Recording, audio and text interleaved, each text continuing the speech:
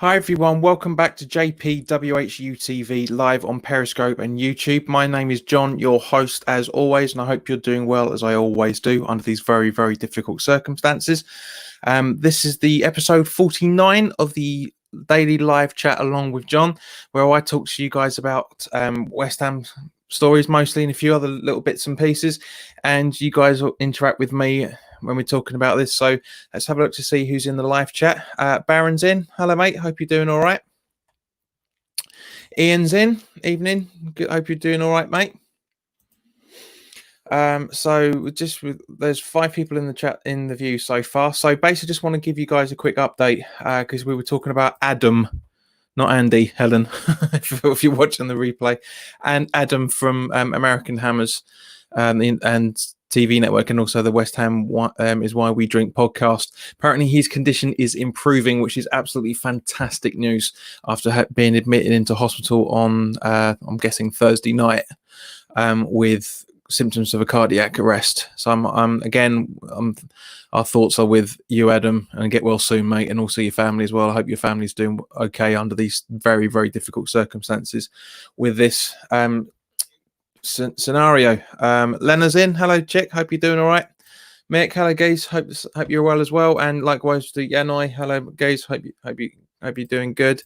Yes, it is, Geezer. Yeah, Del. It is very, very good news. Good to see you back again, Del. And right, okay. So the next subject is, I said to you guys a few days ago that Brazil have wiped their historical data of the coronavirus, but it doesn't look like it's done all that much because apparently now they are the second highest country with the for the coronavirus death toll in the world. So we're no longer the second. I think we're now down to 4th, if I remember correctly. So because they are literally trying to wipe the historical records, but it's just not gonna have that much of a long-term short-term effect because everybody knows it still. It's been reported loads and loads of times. Hello, Mark. Hope you're doing all right. Now, guys, it is a very, very weird storm going on out there at the minute.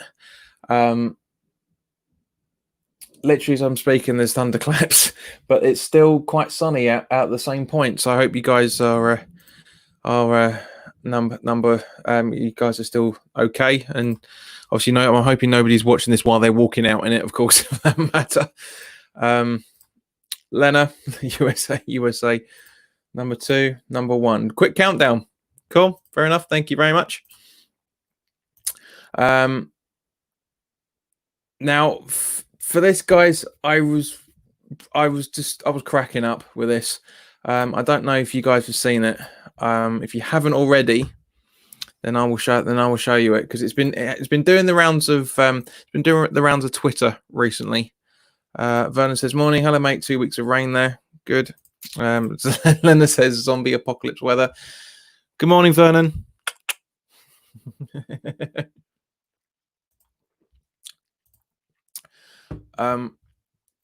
But yeah, if you guys haven't already seen this, I will share this with you because it is really, really funny. It's about our lovely goalkeeper out on loan, Alvarez. Now I've done a bit of digging for you guys. Andy, hello mate. Hope you're doing all right. You come at just the right time, fella. Just at the right time. As we try and zoom in on this video clip, if we can get it a bit bigger. So there's no audio on it. At least I don't think there is any audio on it. Come on, right, let's get this. Okay, so here we go. Completely misses the ball. But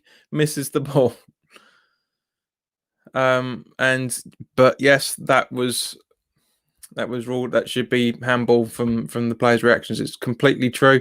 Rolls down his arm and hits his shoulder and onto his head. But yeah, mental. Absolutely mental that, and it did crack me up. Jamie, hello Jamie. Roberto played well, and he's already seen it. And Leonard says Roberto with the Olay move. Now, I haven't really been, as like most of us, we haven't kept tabs on Roberto other than because we like everybody, we like to see the back of him. But I did after I saw that, I thought, oh god. So I wanted to see what his information was with Alvarez, and it's quite entertaining. It's quite entertaining. He's been in the number 13 shirt, as you probably saw from that video clip. He had one performance, which again, I'm guessing is that video clip. It was away at Espanyol, conceded 2 goals, and he was substituted on the 69th minute because the report says that he played 69 minutes and they lost 2-0. It was just it was hysterical. Really, really was funny. Really was funny reading that. One performance, concedes 2 goals, including that sloppy decision.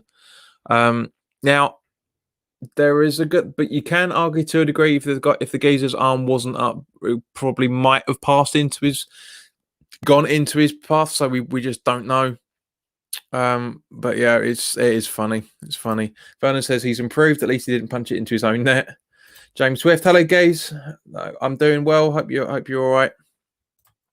Ian says Roberto has to be one of the worst keepers ever. My dog could do better. Just out of interest, Ian, what is your dog? Just out of curiosity. Nick's wife Eve. Looks like you're drunk, Nick. If I didn't know any better, mate, let's say you look like you're drunk. Hope you're all right. Andy says can't wait for Roberto to retire. Baron says Roberto is top class if you're the opposition. Leonard says I say bring him back, give him another chance. Nick says Roberto made some good saves, surprisingly. Well, not according to that video clip, Sunshine. Mark says in terrible keeper. I'm starting to feel sorry. I am as well because he's massively out of his depth. I feel sorry for him as well, Mark. He's massively out of his depth. And yeah, it is sad. Vernon says, in all seriousness, I was thinking yesterday, what if Roberto tried to harm himself or worse in some way? We would all feel pretty guilty. Yes. Now, you can always, what's the word? Give constructive criticism to people. A lot of people haven't been criticizing him properly, shall we say. A lot of it's untoward. A lot of it's the keyboard warriors, teenagers who've got nothing better to do. But it's not good. I'm sure he's made the stronger stuff. Ian says, I've got a Staffy Jong. She's my best mate. I love Staffies. They're good little dogs. Nick also has one. He's also got Great Danes as well. Baron says, to be fair, he tries. He does. He tries. That's the hard thing. So Jamie said, I watched the game and both goals wasn't his fault. And yes, he did make some good saves today, apart from that flap.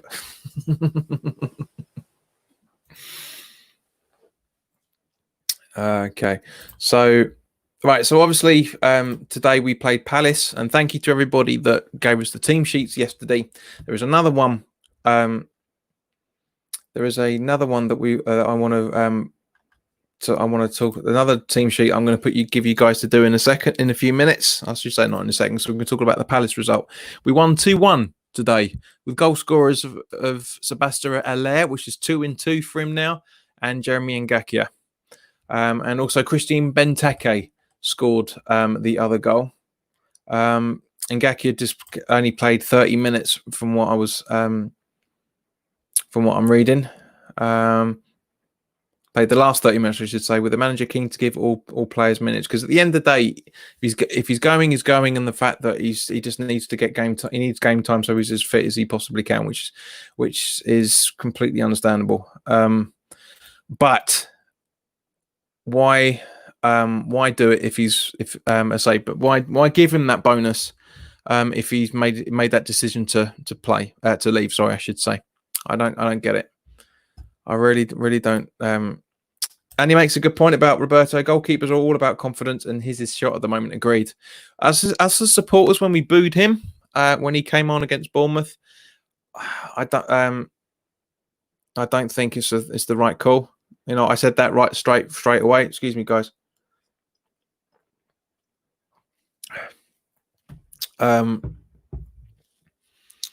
Yeah, I don't think it was the right. I said there's no call for it. I never boo any players anyway. I'll shout to a few players telling them how shit I think they're playing, but I won't shout. I won't boo players. I won't. And Nick says, why is Ngakia playing? Roberto says, James says, Roberto would be our top goal scorer if he was with us all season. He gets a lot of stick, but in all fairness, he's on 40 grand a week, although the majority of the fans, the David Martin's chant. Wait, we won versus Palace, yes, but it's a friendly, means nothing. It's game time only. It's an advanced training session. Vernon says Benteke is scored, we're doomed. Well, I mean, Palace was the perfect team to play. The perfect team to play. They're local. We played them home and away before January. I think we played them at home in January, if I remember correctly. So Christ knows that was 5 months ago now. But you know, it was a good call. It was a good call. Premier League, both teams trying to get themselves fit for the Premier League, and so it was the right call to do. Mark says we always win. Ian said, I don't understand why we're playing the Ngakia at all, unless it's last-ditch effort to try and change his mind about leaving. Very possible, Ian. Very, very possible to try and get him to stay. But they've been trying to negotiate with him for the last month, literally 4 or 5 weeks. But you never know. There's still hope. You never know for us and Ngakia. Mick Smith says, a player who walks for nothing, why give him some time? Agreed, Nick. Mick even, sorry. Nick says, shame Roberto. Might I actually be a nice human being in general? I just personally think he shouldn't be a footballer. It's hard, mate. I mean, you look at Joe Hart's career. England international, won the league with Man City, and he wasn't any better than Roberto with us. So it's all about what's in front of you. It's all about, it exposes you as a goalkeeper. It really does. And it says 100% in record in pre-season means we're going to stink it out when it matters. Vernon, it makes no difference. Pre-season friendlies, yeah, I'll be more worried about it, but it's game time. Nick says that loss to Palace early this season ruined our season. Yeah, well, we ruined our season, mate. That's how football works. Roberto would have made a decent training ground keeper. Lennon says, but Palace beat us twice. Yeah. James Ngakia has made the wrong decision. Likely his agent's fault. He can piss off for the money for all I care, but wrong decision for him. GSB out. It's his decision. They've asked for it. Richie, hello mate. Hope you're all right. 2 wins out of 2. LA got 2 goals. Will give team confidence. Yes, it will. It will. And to those who don't understand what training friendlies are all about, will give the fan base confidence as well, for that matter. I mean, even Moyes apparently said on it, which was and so actually that's quite good timing. It's quite good timing on that, because we will now go over to the photos of the game and see what's about. I genuinely haven't seen these yet. So we'll have to look to see. So as you can see, the title says we stand together. West Ham United and Crystal Palace make a stand against racism ahead of their friendly at the London Stadium. Yeah, West Ham United and Crystal Palace players and staff stood together against racial prejudice ahead of Saturday's practice match at London Stadium. Yeah, be aware of that, guys. Practice match. The Hammers and the Eagles both wore T-shirts with the message "We stand together" in the lineup in the warm up before the playing 3 30-minute thirds on a warm and sunny afternoon in East London. 3 30-minute thirds. Okie dokie. So 90 minutes in total, but splitting it up slightly strangely. On Friday, all players from all 20 Premier League clubs will be issued the following statement. We read that. And that just goes on about what we were reading. And obviously, guys, this time next week, we will be talking about the end of the Wolves game. We'll be talking about the end of the Wolves game, which I'm really looking forward to. I really can't wait to do the watch alongs with you guys. It's going to be good fun. All right, so that's the main photo. These are the players warming up. It's Moisey with his photograph and his T-shirt and his cheap watch by the looks of it. Anderson in contention, so we know Anderson was playing. Fredericks. Suchek again and Antonio on again. That's good. That's good to see. Lanzini and Creswell up against our former hammer, Jack Kuarte. Wilshire getting some minutes again. Again, that's good to see from one point of view. Fornell's again getting a good run by the looks of it. There we go. Ben Johnson delivers across into Vincent Guerri's penalty area. It's good to see. Good to see Ben's playing again. Allaire on the ball. And Bowen making his run. That's it. That's all. Those are all those photos. So not bad. It's good to see those. Good to see those. It's interesting. You know, it's interesting that it's interesting we can say it. Mark says I could see us finishing top half with this form, mate. What form? It's been 3 months. It's 2 games in 3 months. I wouldn't 4 months. Where are we? Yeah, 3 months. So I wouldn't put too much effort onto it as yet. Baron says, "What are you drinking this evening, JP?" I've got 3 drinks. First one is an oatmeal stout called Last Train from 4 Pure Brewing Company. Got it through Beer 52. I finally got the beers. They should have been delivered on Thursday, so we were going to have the beers on last night, but we're having the beers tonight instead. James asks, which 3 teams do you think will go down? Norwich. I've got a horrible feeling Bournemouth will, and maybe Villa or Watford. One of the 2. I can't really make my mind up on that one. Nick says Allaire will be huge for us. Hopefully his confidence is high after those goals. Yeah, as I was tweeting with to Bex early this evening.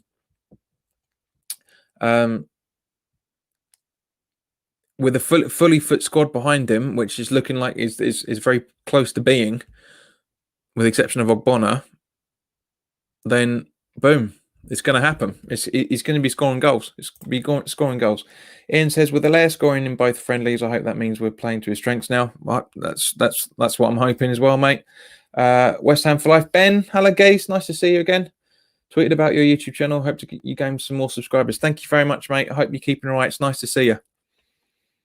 James Swift says Allaire is on fire. From the images I've seen, he looks a lot more fit, and obviously was mainly only his lack of effort that held him back from his full potential. Really hope he can shine. Come on, you irons. Agreed. As you probably saw from those photos, mate, he did look like he was good. James has really missed the watch along streams. JP, can't wait. Me too. It's going to be good fun. Do you know what, James? I'm nervous. I am nervous to do it next week. I really, really am nervous to do it next week because I haven't done it in such a long time. All the streams for that matter. I am genuinely nervous. I get nervous before I get and do a broadcast anyway, but I am genuinely nervous about it. But Mark English says someone cut Creswell's hair. James is just replying obviously after the photos. Allaire does look like a more professional football player than a random French geezer who has legs but can't seem to run. Then it says, who do we play at left back against Shrewsbury next week? Oh, bloody hell, Julian Dix if we can get him. We need that. But we've only really got the option of Creswell there, unfortunately. I wouldn't put Masuaku in there at all. I really wouldn't. Wouldn't risk it. Would not risk that whatsoever. Which I will go into when the preview goes up. Now, for those obviously going to be for those asking or thinking about it, the preview is going up Wednesday night, but will be available on Patreon first. So if you want to, because that's part of the exclusive content. I said that any content that I put up will be going up on Patreon on Wednesday on 24 hours before they go live. Before they go live on YouTube. So the preview for the Wolves game is going to be recorded on Wednesday. It will be up on Wednesday, but you guys on YouTube will only be able to see it on Thursday. The links are in the description if you want to help to become a Patreon. So I'm sorting that stuff out. Mick says we really need to hit the ground running. These games will be much needed. Agreed. Baron says 3 drinks. Do you have a catheter attached? I'm not that old, mate. I know I've got grey hair going on, Sam, but I'm not that old. I would be pissing every 10 minutes. Nice to hear. James says, I think Villa will stay up and Brighton will go down. Possibly. It could happen. Anything's possible in the next 9 games. It's Troy Tempest, that, wasn't it? Anything can happen in the next half hour. Nick says, I have a weird feeling Brighton will go down. James is agreeing with you. Richie, be interesting to see who assisted the goals in the 2 games. I don't think we'll get to see it. Then it says Ben Johnson. Yes and no, Len. Yeah, I personally, I would be starting Ben Johnson at right back rather than left. But if Fredericks is on the right, which I'm kind of thinking that's going to happen, then yes, I'll put Ben Johnson on the left. Nick says Creswell has Traore in the pocket.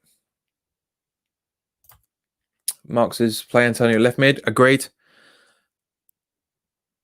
Eden sums it up perfectly. It's hard to judge people's performances completely as you can't see how the goals were created and scored. Exactly right, mate. Exactly right. For all we know, Ngaku could have taken that penalty. If you know where it says the ball went into the penalty area, that could have been a penalty, and he could have taken it. We just don't know. We just don't know, and therefore it's not relevant. James says, let's to be honest, whoever we play at left back will probably not stand a chance versus Traore. Petition to play Antonio at right back would be interesting to watch. Antonio, who do you reckon would win the fight? Have Traore at left mid, as Mark was saying there, James. That would be the nearer the. That's how I would go it for. Nick says, if Brighton go down, maybe we can nick Lewis Dunk and Ben White, who's currently on loan at Leeds. Mate, I reckon he'd stay. I honestly reckon he'd stay. I reckon he'd stay and try and get him back up. I reckon he would. I'd love to see him. Don't get me wrong. I'd love to take Ben White. He's one of the targets I talked about, but yeah, I can't see it. I can't see it at all. Now, guys, you know, I've been talking about the first team, the BBC comedy. I've watched all 6 series now, and guys, you have to watch it. It is really, really good. The best episode for me personally is episode 6. It's where the comedy really kicks in and is really starting to show up. But yeah, that's personally what I would do. I say go and watch it as soon as you can. It's on iPlayer. All 6 episodes are on iPlayer, so go and watch it. It is very, very funny. It's not as funny as I thought it was going to be. But there are some bits that really got me laughing loud. Really laughing loud. So go and watch. Definitely go and watch it. Now, as we talked about yesterday, Haksabanovic has gone off to that Icelandic team.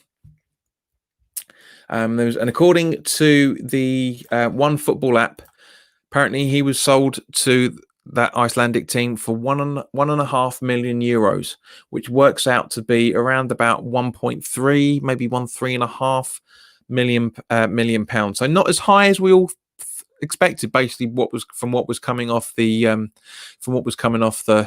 reports about saying that it was one of the highest fees that club has ever paid out. So as a result of it, as it is Icelandic, I think it's Icelandic. Obviously their economy is nowhere near as strong as anyone else's because obviously they crashed 18 years ago now. I think it was it 18 years ago? Yeah, not that far off it. No, 15 years. Yeah, 15 years ago, I should say. But Haksabanovic was also on 30 grand a week as well, for that matter.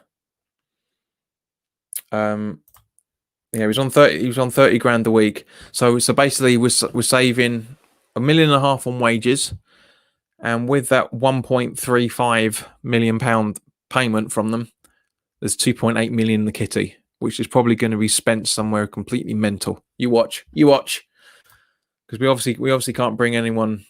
We can't bring anybody in properly on just 3.5 million. Well, I suppose we could. We could probably bring in somebody from the, like for example, a right back or maybe a defender from the Championship for around about that. You never know. Nick asks, could Fredericks go left back to compete with the pace of Traore? Pace means nothing. If he's not strong enough, he's not strong enough, mate. That's the thing.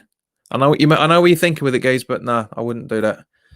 James says, really sorry, John, mate, but I have to head off. We'll tune in tomorrow night, Geezer Irons. Cool. James, enjoy your Saturday evening, mate. I hope you're all right. Leonard says, I still think relegated teams will go to court. Probably. Vernon says, Troy is similar to Antonio, not much end product. If we can keep him out wide, I'm not too worried. If we play Rice and Souček, one of them can go out to him before he gets anywhere dangerous. Not a bad shout there, mate. I don't really. He does have quite a good end product. He's very, very good. He's got a lot of assists so far and quite a few goals, which again we'll go into in the preview on Wednesday. So, guys, when you stop talking about that game, please. None of the conversation that we're talking about is actually about Wolves. Balbuena cost $4 million. He did. Now, this is the interesting thing. Sportsradar.com. Sportsradar teamed up with quite a few newspapers, and they did a league prediction of where they think everybody's going to finish. So, because I like saying this, because none of them are the same. None of them are ever the same. So this so-called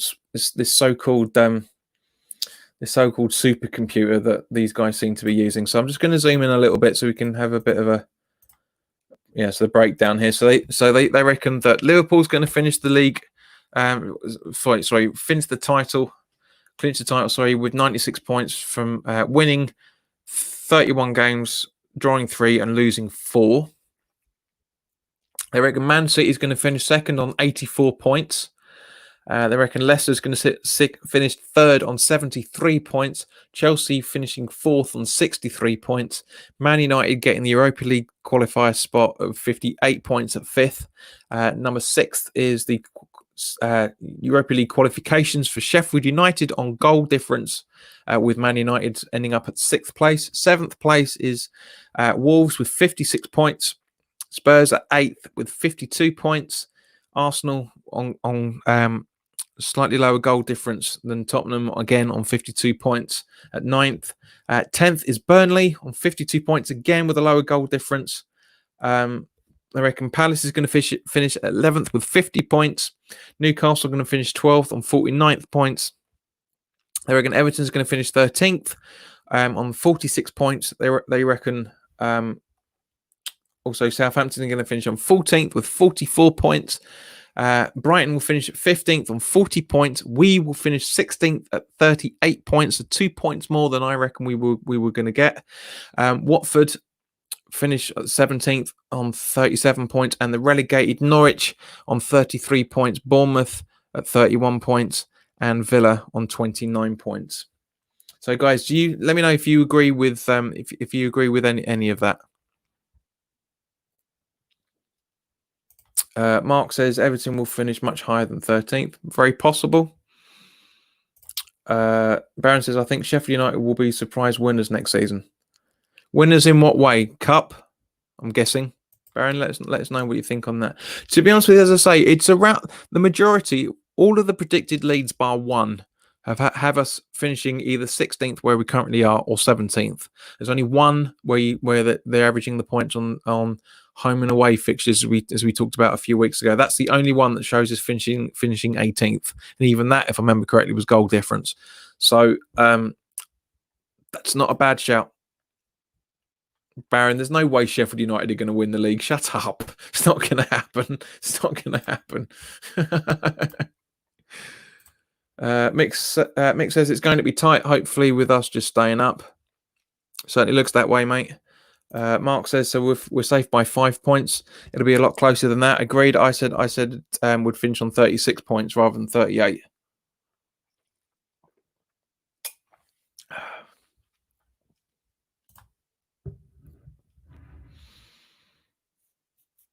Now this was quite a nice story. That's on TalkSport. It's probably obviously been on the radio as well. It said Premier League stadiums could be filled with cardboard cutouts in tribute to dead football fans when football returns.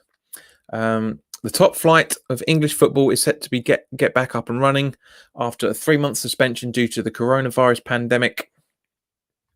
And this is the photograph that they've put up on their website.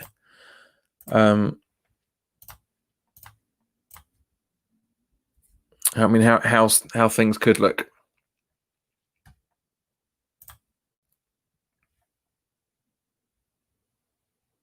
Which is basically not working for some reason. Okay.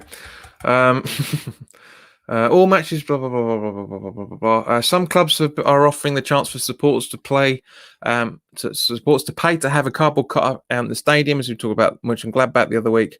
The idea has already been executed in the Bundesliga and the Australian National Rugby League with great success. Brighton are one of several clubs offering the chances for fans to have cutouts of themselves or family members at matches. CEO Paul Barber revealed many have chosen to have pictures of relatives who have died. We have had quite a few people where, for example, their father had been a Brighton supporter but had not had the chance to go to the Amex Stadium before he died, and is now going to have a cardboard cutout of him there. He told the Times. The Seagulls are charging £20 per cutout to fans, with money going to charity. They have already had 1,000 orders ahead of their match with Arsenal next Saturday. Mönchengladbach had more than 8,000 cardboard cutout fans when the Bundesliga resumed last month, which we talked about. Others have taken the more comical approach, as a picture of Dominic Cummings appeared in an NRL match between Sydney Rovers and South Sydney Rabbitohs. All right, that's obviously got to be that's got to be an Aussie joke. So I have no idea what that's going on about. But that's that is the thing. That's the strange thing about it, is the fact that we saw it on the Mönchengladbach, and I was very critical of it. But watching it on the Gladbach game, I was quite impressed with how nice that looks. So that's a very, very touching thing for clubs to do. Obviously, our version of it is to have a photograph of us up on as a mural. So I'm interested to see if my picture's gone up, and how many others are going to be in there as well. We'll have to try and see if we can see it. But you never know. They might email you a photograph showing yours. I don't know. If they do, I will show you. I will put mine up. Eden is saying about the league, like we just went through, clearly statistics are saying we're finishing 16th, but football's unpredictable. Agreed. Baron says, bet me, I'll even give you 5-1. For what? Bet you for what? What for Sheffield United? We'll see, mate. We'll see. Eden says all around 16th. Vernon says, any predictions are a bunch of pony, but I'll take 17th right now. Agreed, mate.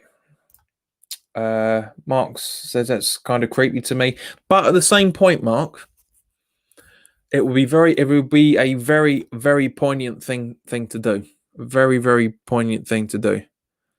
For example, when the results of Hillsborough were published to say that it wasn't the fault of the fans and it was the incompetence of the police, as we all knew right from the start. The England game, they had an empty set of 96 seats, which really showed, which made quite a big impact. It made quite a big impact, and that's more. So to have cardboard cutout fans of who's passed away recently is a beautiful gesture. It's a beautiful gesture. I know what Mark. You're right. It is quite creepy, but it is a beautiful gesture at the same point for them to have that. It really is. It's just just to have, from one point of view, for that to have those fans just to have one more, or the first, and as that article was talking about, first and only chance to be at the stadium. It's a lovely thing. I really do like it. Then says, are they going to pipe in noise? No. But apparently, some of the articles are saying that it is, and some articles are saying you can only be able to hear the fake noise via the telly. So I'm not sure, to be honest with you. I'm not sure. But from what I'm reading, no. Ben Davis says, I think the Brighton will go down along with Norwich and Bournemouth. Wolves and Sheffield to finish in 5th and 6th place, respectively. Hello, Ben. Good to see you again, mate. Back once again on your YouTube account. But yeah, he's not far off, mate. Not far off. Len says she'll take that bet. Book is more than give it a lot more than 5-1. Definitely, mate. Definitely. Because we'll have to wait and see. We'll talk about that at the end of next month, because that's when the league would finish. So who ends up where? Now, this is the funny thing. You guys know I don't like to talk about transfers, and I'm only going to make this very, very short. Because I know there's some certain places are saying that we're interested in bringing in Bakayoko on a permanent deal next season. I can tell you for why this isn't going to happen. Right, one, we're not going to pay the £42 million price tag that's currently on his head. Excuse me. And number two, it's just not going to happen at all. I just don't see it. And the reason why I'm saying that is X confirmed, because loads of reports are saying apparently we're in pole position. X has confirmed that's complete bullshit. It's complete horse crap, because we're not in the pole position for anybody, because we're putting the feelers out about who's available. But he's confirmed that we're not in pole position because we don't know what league we're going to be in next season. It's as simple as that. Would I take, before anybody asks, would I take Bakayoko for Rice as a swap deal? Possibly, but there'd have to be a shed load of money with that. But no, but I don't think that Rice is going to go to Chelsea. I know why everyone's saying he will, but it just doesn't feel right. It just really doesn't feel right. But you never know. I mean, give me your thoughts on it, guys, as always. But yeah, no, it just doesn't feel right. What does feel weird, for that matter, is Claret and WHU are reporting that West Ham are looking to bring in centre back Malang Sarr as a replacement for Issa Diop. Now, because a lot of us have been unhappy with his performances, but again, this just doesn't. I can see the logic behind it. I really, really can see the logic behind it, but it just doesn't feel right. Again, it just doesn't feel right.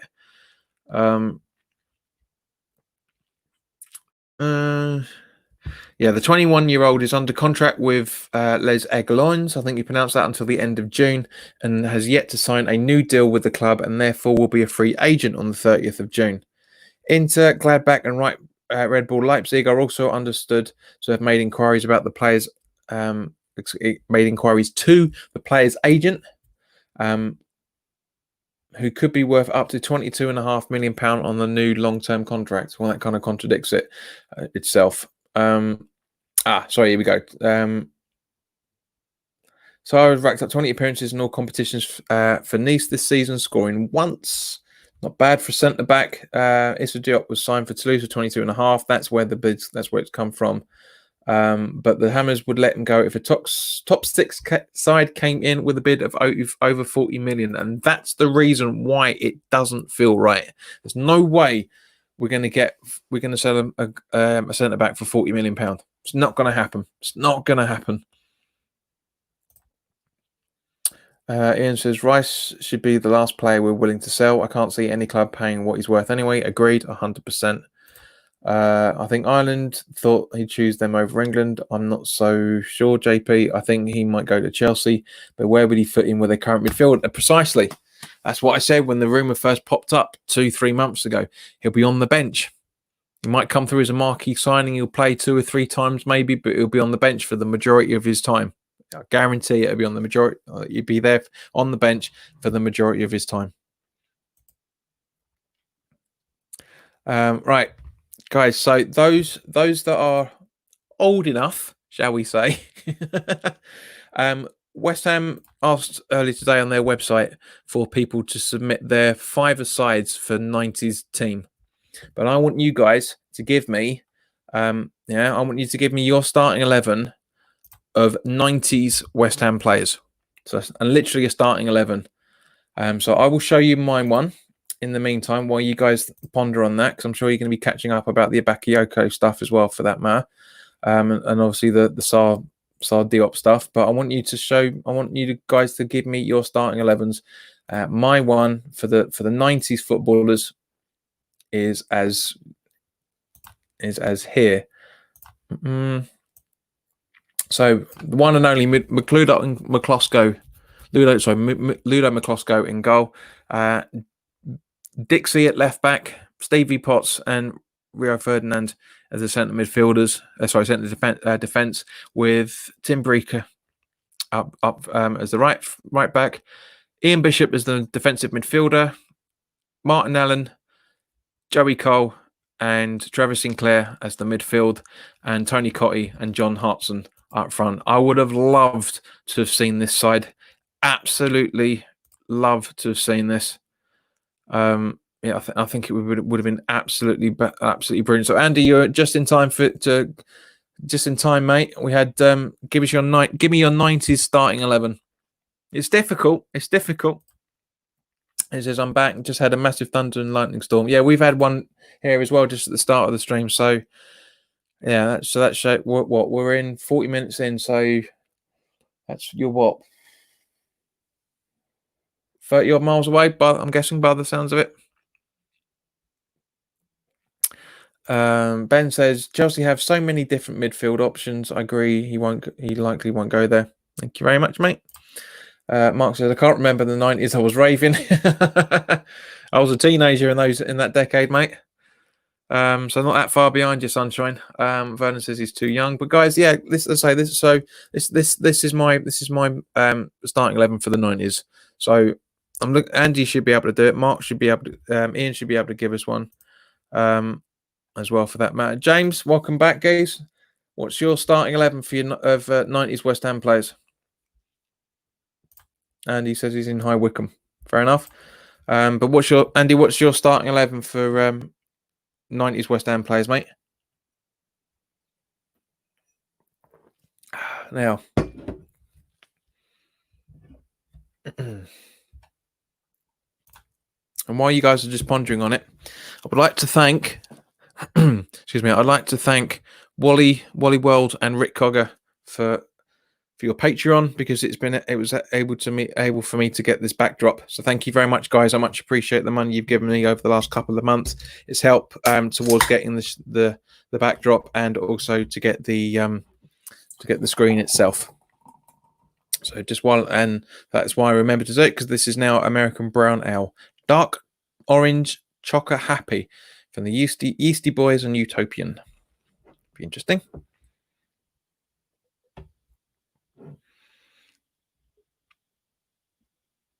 So for those who can't remember the 90s or weren't old enough for it, give me your top 10 your top 5, I should say, 90s favorite 90s movies. So you guys can interact while everybody else is talking about their starting 11 of the 90s. For me, my favorite 90s movies go Jurassic Park, as we talked about before. The number 1 spot. Number 2 is that's really true.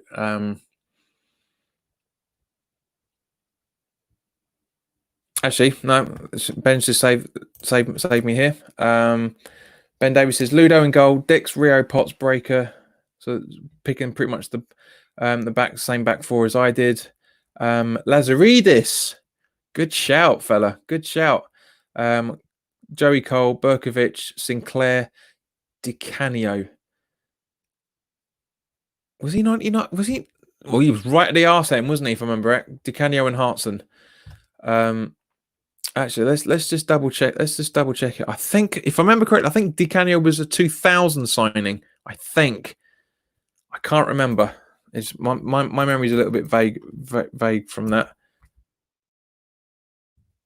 Let me just double check it.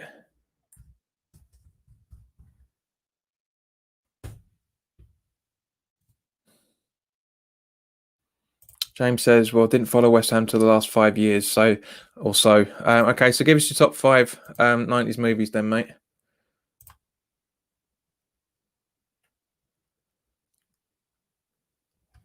Come on, load up.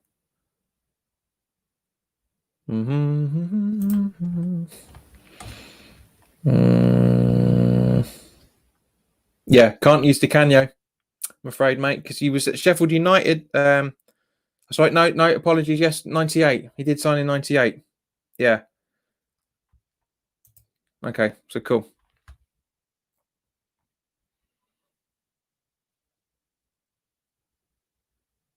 Ben says I cheated a bit in 99 though. Well, it doesn't matter, mate. It's the 90s. It's the 90s. It counts. 98 to 99 counts. Ian says McCloskey, Dix, Potts, Bilic, Ferdinand, not a bad. Berkovic, Moncur, Sinclair, Di Canio, Cole, Hartson. Yeah, not a bad one, mate. Not a bad one. Yanai says the best 90s movie is Suburban Commando with Hulk Hogan. No, it bloody isn't. No, it isn't. Mark says McCloskey, Dix, Ferdinand. Can't remember. Cheers, mate. Potts, Bishop, Moncur, Carrick, Sinclair, Cole, and Catty. Cotty. Carrick. I think Carrick was. Yeah. Yeah, it's not bad though, mate. So yeah, so my top five my top five 90s movies are Jurassic Park number 1, Terminator 2 at number 2. No, that's where else we 90s movies. Shawshank Redemption number 3. Technically The Matrix because it's 99. And number 5. Probably The Lost World, actually. Yeah. Baron says the best 90s movies are The Matrix, Pulp Fiction, good Shawshank Redemption, Toy Story, and Wayne's World. Ben says Goodfellas. Good cracking movie, that. Cracking one, that fella. Now Fabianski came out with an interview on the website earlier today that really, really worries me about his mental state. Now I know a lot of you guys are probably going to say I'm chatting shit over this, but it really, really does worry me because he has said I'll talk it through completely. But yeah, it is worrying. It is worrying. Just as that's loading, Ian says I watched Terminator 2 the other morning. That's a bit heavy going for the morning, mate, isn't it? Ben Davis says Wayne's World's a good film. It is. It's a classic. It's a classic. Let's just bring up.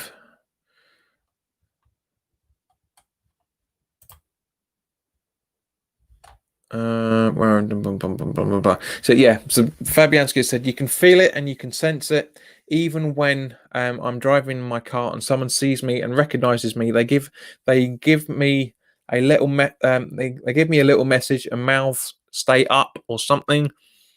So you know the support is there and you feel the vibe. It's not like we're suddenly cut out of the world, so we can sense the support is in their emotions. For example, when we spoke to the hospitals and the NHS on the phone, we knew they were all West Ham supporters and they were telling us, make sure you do your job and stay up. So you can definitely feel it and sense it. He does go on to say about playing the behind closed doors. He says it's good to be back. It's good to be back playing, good to be back training, and especially being out there at the stadium, getting used to the circumstances that we're going to play in. It feels good to be back, and all of us as a group just can't wait to get started again. And then he's talking about the coronavirus itself, because we are being tested twice a week. It gives us confidence that we are clean and we are not having COVID. So it just gives us confidence that we can actually behave more or less in a normal way. Obviously, we try to keep some distancing when we have to, but other than that, when we are on the pitch, especially in our small-sided or 11-a-side games, I don't think we have any thoughts in our minds that we should hesitate. It feels good, especially with the testing and the way the club has organised everything for us. It gives us confidence that we are working in a very safe environment. I actually think that I actually think that it actually replicates what we can expect from the Premier League games now. So it will be more or less. So it will look more or less like that.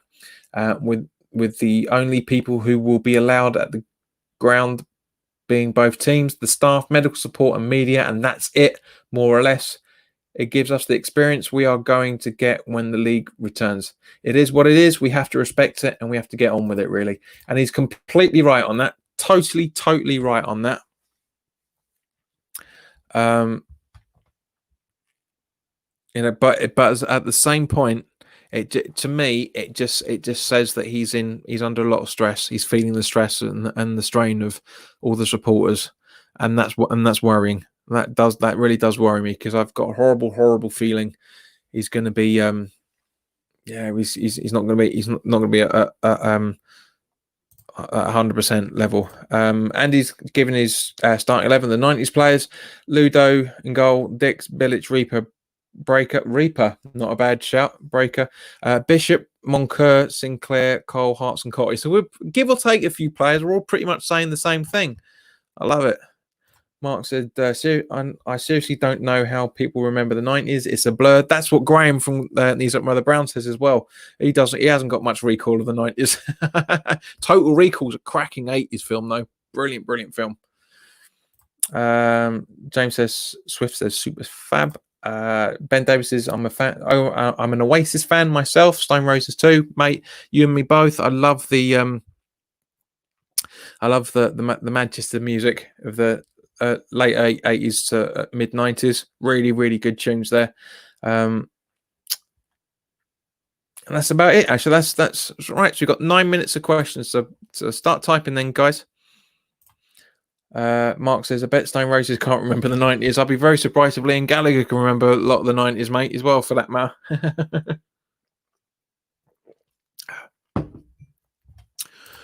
Ben says, understandable, the footballers are concerned.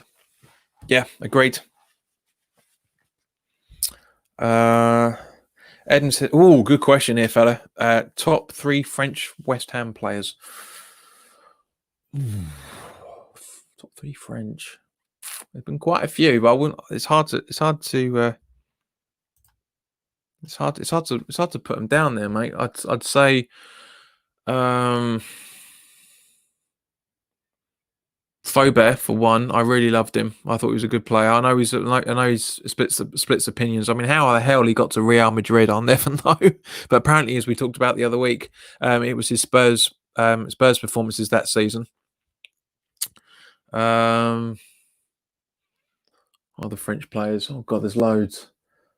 Payet,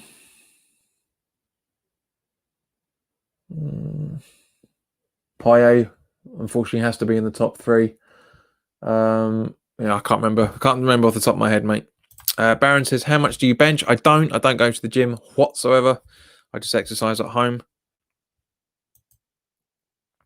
Ben says, a good one. Yeah, Payet, Canute, and Lama. But Freddie, I completely forgot about Freddie. Thank you, Ben. Thank you, mate. Freddie, yeah. So those are my that's my top 3 in descending order: Freddie, Canute, Payet, and Phobes.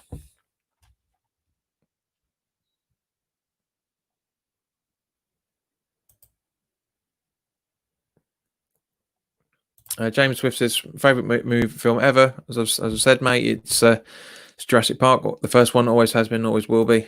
Ian says, I spent way too much of the 90s raving too, well until my son was born in 96. Vernon Harvey says, you didn't notice my goalkeeper choice, JP? Yes, I did.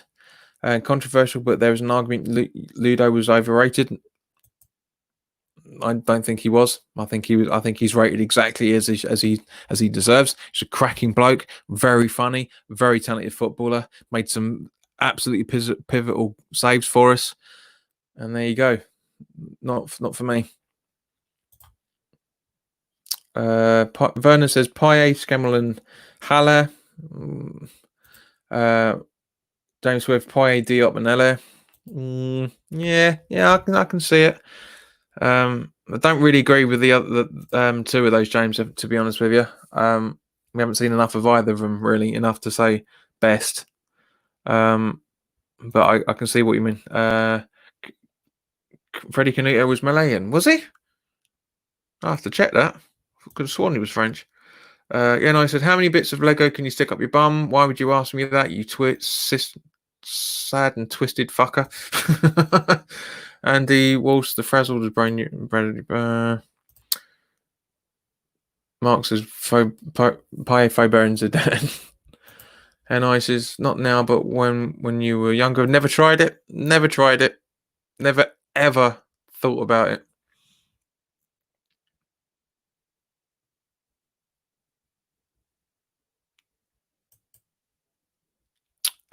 Pink or brown?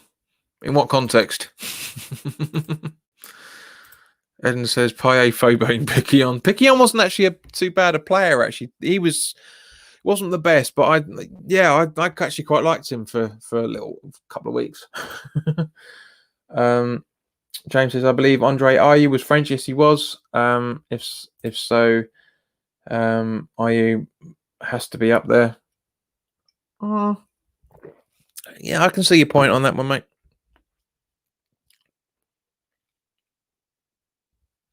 Yeah, it was a quote from the In-Betweeners. Yes, I know it is, mate, but that's still twisted.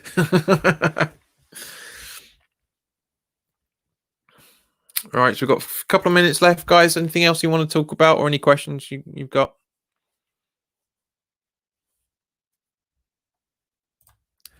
Baron says, I think you know, mate, front or back.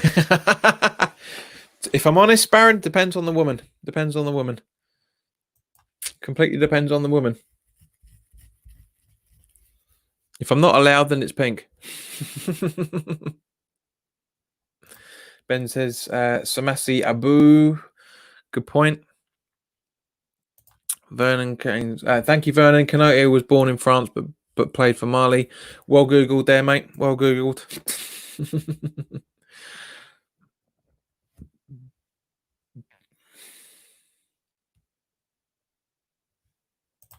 Too much info there, just, mate. If you were,